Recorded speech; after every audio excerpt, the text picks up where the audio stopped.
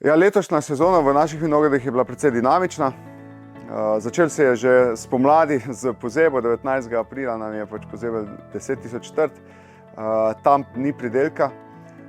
Dost se pozna lanska toča, nekje mi smo imeli lani res močno točo, ki je v običajnih vinogradih vzela 100%, mi imamo mrežo proti toči in se je tukaj mogoče malenkost je ostalo nekje 10-15% pridelka, zelo slabe kakovosti, ampak obdržali smo trto, zaradi mreže smo obdržali trto, ni bila trta do te mere poškodovana, da se je lahko obnovila in da je imela letos kar lep nastavek, to se pravi ne poln, nekje 80% normalne rodnosti.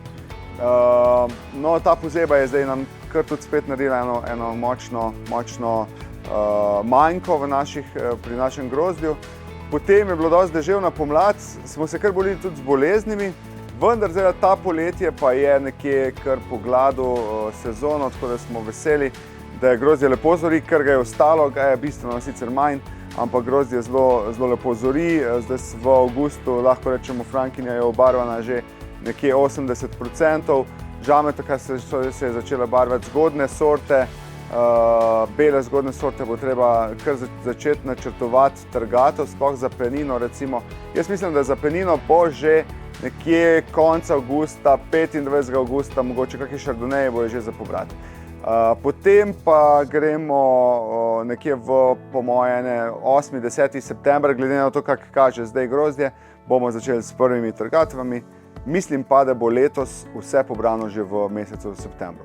Tako da upamo, da se to poletje zdaj še nadaljuje, ker stvar še ni končana, zelo veliko se lahko naredi slabega z kakim malo večjim dežjem v začetku septembra ali pa konca avgusta, kjer ti začne potem propadati grozdje, gniti.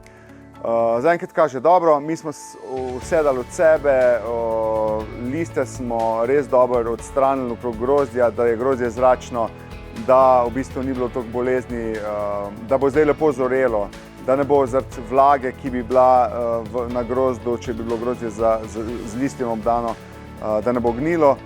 Zdaj samo na lepo vreme računamo, pa potem na dobro trgatev. Upam, da bomo pridelali eno lepo količino lahko vina za preživetje.